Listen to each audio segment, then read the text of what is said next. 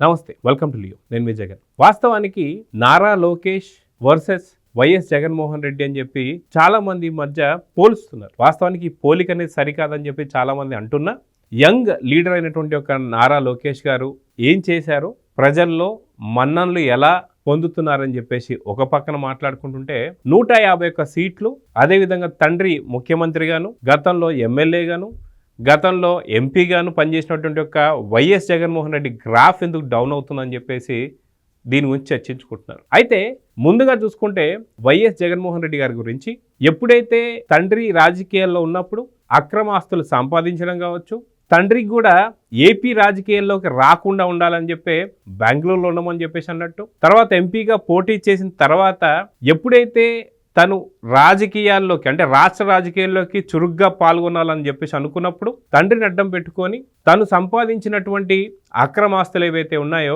వాటి మీద కేసు నమోదు కావడం కూడా చూసాం.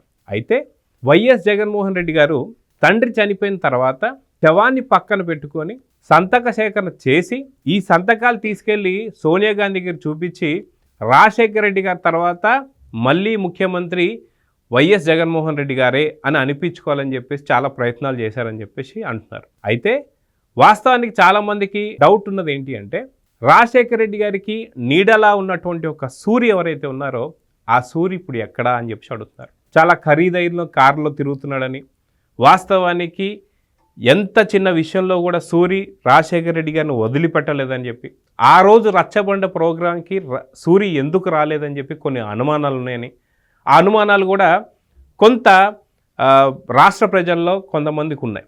అయితే ఇది తీసి పక్కన పెడితే, ఎప్పుడైతే తాను ముఖ్యమంత్రి అవ్వాలనుకున్నప్పుడు సోనియా గాంధీ గారు ఆపడం, తర్వాత ఓదార్పు యాత్ర చేస్తానన్నా సరే ఆపడం, దీంతో సోనియా గాంధీ గారు కావచ్చు, అంబానీ గారు కావచ్చు, వీళ్ళే కంప్లీట్గా రాజశేఖర రెడ్డి గారిని చంపారని చెప్పి చెప్పడం, మళ్ళీ అదే అంబానీకి సంబంధించినటువంటి ఒక వాళ్ళకి ఏదైతే ఎంపీ పొజిషన్ ఇవ్వడం, ఇవన్నీ చూస్తూ వస్తున్నాం. అయితే సొంత బాబాయిని కూడా లేపేసి, ఎప్పుడైతే తను సీఎం అంటే వైఎస్ సునీత గారు కూడా చాలా చక్కటి మాట చెప్పారు, మా నాన్న రక్తపు మడుగుల్లో ఒక సీఎం కుర్చీలో నువ్వు కూర్చున్నావు అని చెప్పేసి అన్నారు. వాస్తవానికి ఆ హత్య ఎందుకు జరిగిందని 5 ఏళ్ళు కూడా ఇప్పటిదాకా తేలలేదు, ఇప్పుడు కొంచెం ముందుకు సాగుతుందని చెప్పేసి అనుకోవచ్చు. అయితే 2019లో గెలిచినటువంటి ఒక వైఎస్ జగన్మోహన్ రెడ్డి గారు ఎలాంటి అక్రమాలకి అవినీతికి పాల్పడ్డారంటే ఇప్పుడు ఒక్కొక్కటిగా కేసులు బయటకు వస్తున్నాయి. వైఎస్ వివేకానంద రెడ్డి గారి యొక్క మర్డర్ ఏదైతే ఉందో పొద్దున్నే అది గుండెపోటు అని చెప్పి విజయసాయి రెడ్డి గారితో చెప్పించారు. ఎవరు అంటే వైఎస్ అవినాష్ రెడ్డి అని చెప్పేసి అన్నాడు. అదేవిధంగా చూస్తే కొద్దిసేపటికి అది రక్తపు వాంతులని, గుండెపోటని ఎన్నో విధాలుగా చెప్పారు. తర్వాత సాయంత్రానికి ఎప్పుడైతే సునీత గారు చూసి మళ్ళీ పోస్ట్ మార్టం చేయాలని చెప్పి కోరినప్పుడు అవినాష్ రెడ్డి లేదు చాలా త్వరితగతిన మనం ఇవన్నీ కార్యక్రమాలు చేసేసేయాలి, లేదంటే జనాలు తాకిడి మనం తట్టుకోలేని చెప్పి ఎన్నో మిస్లీడ్స్ చేస్తున్నా సరే, సునీత గారు డాక్టర్ కాబట్టి అనుమానాలు వచ్చి పోస్ట్ మార్టం చేయడంతో దాదాపు 7 వేట్లు నరికి అని చెప్పి అన్నిసార్లు నరికినటువంటి యొక్క చరిత్ర వైఎస్ జగన్మోహన్ రెడ్డి గారిది.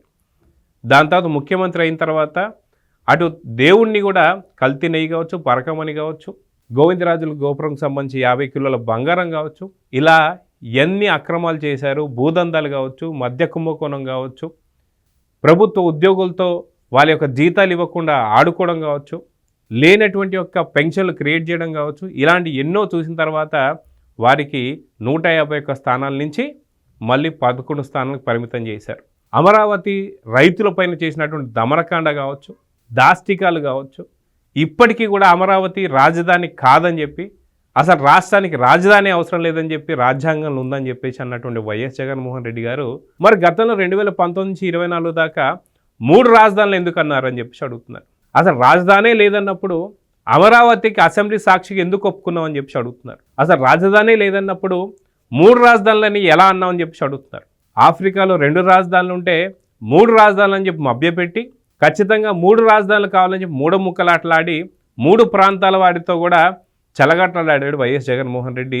దాన్ని గమనించినటువంటి యొక్క ఓటర్లు, ఆంధ్ర ఓటర్లు ఎవరైతే ఉన్నారో చాలా చైతన్యం కలిగిన వారు.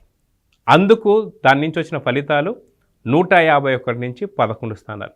మళ్ళీ ఇప్పటికీ కూడా అమరావతిపై విషం కక్కుతూనే ఉన్నాడు వైఎస్ జగన్మోహన్ రెడ్డి.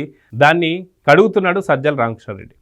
ఇది తీసి పక్కన పెడితే నారా లోకేష్ గారి గురించి 2019 నుంచి 24 దాకా చూసుకుంటే బాడీ షేమింగ్ చేశారు, భాష గురించి మాట్లాడారు, తన నడక గురించి మాట్లాడారు, తను చేస్తున్నటువంటి కార్యక్రమాల గురించి మాట్లాడారు. అన్నీ మాట్లాడిన తర్వాత నారా లోకేష్ గారు తనకు తాను శిల్పిగా ఎలా చెక్కుకున్నారనేది చూస్తే ఖచ్చితంగా ఒక అద్భుతం అనే చెప్పుకోవచ్చు. బాడీ షేమింగ్ చేసే వారందరికీ కూడా చక్కటి గుణపాఠం నేర్పించారు నారా లోకేష్ గారు. అదేవిధంగా చూస్తే లోకేష్ గారు తీసుకొస్తున్నటువంటి ఒక కొత్త ప్రయోగాలు ఎలాగా విజయాలు సాధిస్తున్నాయో మనం చూస్తూ వస్తున్నాం. విద్యాశాఖ రంగంలో ఉంటూ గిన్నీస్ వరల్డ్ రికార్డ్స్ క్రియేట్ చేస్తూ వస్తున్నారు నారా లోకేష్ గారు. అదేవిధంగా రాష్ట్రానికి ఎన్ని లక్షల కోట్లు పెట్టుబడులు తెస్తున్నారో మనం చూస్తూ వస్తున్నాం. అదేవిధంగా దావోస్ పర్యటనకు సంబంధించి గతంలో వైసీపీ చలి మేము స్నానం చేయలేము అని చెప్పేసి అన్నవాళ్ళు వాళ్ళకి గడగడలాడేలాగా ఇప్పుడు తెస్తున్న కంపెనీలు కావచ్చు, పెట్టుబడులు కావచ్చు, ఉద్యోగాలు లక్షల్లో రావడం కావచ్చు, ఇవి చూస్తే నిజంగా వైసీపీకి సిగ్గుచేటనే చెప్పుకోవాలి. గతంలో బాడీ షేమింగ్ చేసినటువంటి ఒక వైసీపీ ఈరోజు కనీసం నోరెత్తి మాట్లాడడానికి కూడా భయపడుతున్నారు. ఎప్పుడైతే 2019-24 లోపల జరిగినటువంటి ఒక దాష్టికాలు దుర్మార్గాలకి రెడ్ బుక్ అనే ఒక బుక్ తీసుకురావడంతో ఇప్పుడు వైసీపీ వెన్నులో వణుకు పుడుతుంది. గతంలో మీసాలు తిప్పినటువంటి ఒక వైసీపీ నేతలు, తొడలు చల్చినటువంటి ఒక వైసీపీ నేతలు ఈరోజు కనపడకుండా పోయారు. కనుబడటం లేదు అని చెప్పేసి మనం చూసుకోవచ్చు. కొడాలి నాని కావచ్చు, పేర్ని నాని కావచ్చు, వల్లంనేని వంశీ కావచ్చు, బోరగడ్డ అనిల్ కావచ్చు, ఇలా ఎంతోమందితో బూతులు తిట్టించినటువంటి వైసీపీ నేతలు ఈరోజు బోరుమంటున్నారు. నారా లోకేష్ గారి యొక్క మాట, నడక అన్నీ కూడా ఇప్పుడు ఒక హీరోజం ఎలివేషన్ తీసుకొచ్చాయి. నేషనల్ స్థాయిలో ఆయన గురించి మ్యాగజైన్లు రాస్తున్నారు, ఫ్రంట్ పేజ్లో ఫోటోలు వస్తున్నాయి. అదేవిధంగా చూసుకుంటే నవయుగ ఆంధ్ర, సువర్ణాంధ్ర 2047 అంటే లేదు దానికన్నా ముందే రావాలని చెప్పి టార్గెట్లు పెట్టుకుంటున్నారు. ఉద్యోగుల్ని పరుగులు పెట్టిస్తున్నారు. ఇదే విధంగా చూసుకుంటే సంక్రాంతి సంబరాలు ఇప్పటిదాకా ఎన్నో చేసుకున్నటువంటి ఒక అమరావతి రైతులకి ఈరోజు పండగ వాతావరణాన్ని తీసుకొచ్చారు. అమరావతికి సంబంధించి ప్రత్యేకంగా నారా లోకేష్ గారి యొక్క దృష్టి అనేది మనకు తెలుస్తుంది. మంగళగిరి ప్రాంతం అనేది అసలు టీడీపీ గెలవదు అనుకున్నటువంటి పరిస్థితిలో దాదాపు 91,000 మెజారిటీ తీసుకొచ్చారు. ఎక్కడైతే ఓడామో అక్కడే గెలవాలంటే పట్టుదలతో ఉన్నారు. అలాంటి నారా లోకేష్ గారి గురించి ఈరోజు జగన్మోహన్ రెడ్డి గారిని పోల్చలేమని చెప్పేసి ఆంధ్ర ప్రజలే కాదు ప్రతి ఒక్కళ్ళు కూడా చెప్తున్నారు. కనీసం ఉన్న పరిశ్రమలు తరిమి కొట్టేటువంటి వైఎస్ జగన్మోహన్ రెడ్డి గారికి, కొన్ని లక్షల కోట్లలో పెట్టుబడి తెస్తున్నటువంటి ఒక నారా లోకేష్ గారికి ఎటువంటి పొంతనా లేదంటున్నారు. ఏ పనైనా సరే మనం అమ్మకి చెప్పకుండా చేయగలం పని మనం చేయకూడదు అని చెప్పేసి అన్నటువంటి నారా లోకేష్ గారు, అదే తల్లిని బయటికి గెంటేసినటువంటి వైఎస్ జగన్మోహన్ రెడ్డి గారు. అసలుకి ఎటువంటి సోదరులు లేకపోయినా సరే వాళ్ళకి చేసినటువంటి ఒక మేలుకి పూర్తి చేతి నిండా రాఖీలు కట్టించుకున్న నారా లోకేష్ గారు ఒకవైపు అయితే, అదే చెల్లిని పసుపు చీర కట్టుకొని నారా చంద్రబాబు నాయుడు గారి దగ్గరికి వెళ్ళి మోకరిల్లిందని చెప్పి చీరను పట్టుకొని హేళన చేసిన జగన్ రెడ్డి ఒకవైపు. వీరిద్దరికీ ఎటువంటి పోలిక లేదని చెప్పేసి అంటున్నారు. రాష్ట్ర ప్రజలు చీకొట్టి 151 స్థానం నుంచి 11 స్థానాలకు పరిమితం చేసిన జగన్మోహన్ రెడ్డి గారిని అయితే ఈరోజు 23 సీట్ల నుంచి 135 సీట్లకు తీసుకొచ్చింది నారా లోకేష్ గారి యొక్క యువగలం అని చెప్పేసి మరోవైపు. సో ఖచ్చితంగా అటు జగన్మోహన్ రెడ్డి గారికి, ఇటు నారా లోకేష్ గారికి ఎటువంటి పొంతన లేదు. రానున్నటువంటి కాలంలో నారా లోకేష్ గారు ఎదుగుదల ఎవరు కూడా ఊహించలేరని చెప్పేసి అయితే ఏపీ రాష్ట్ర ప్రజలు అయితే చెప్తున్నారు. సో మొత్తానికి మీరేమనుకుంటున్నారు అనేది కామెంట్స్ రూపంలో తెలియజేయండి. నమస్తే. Please subscribe to Leo news for more videos.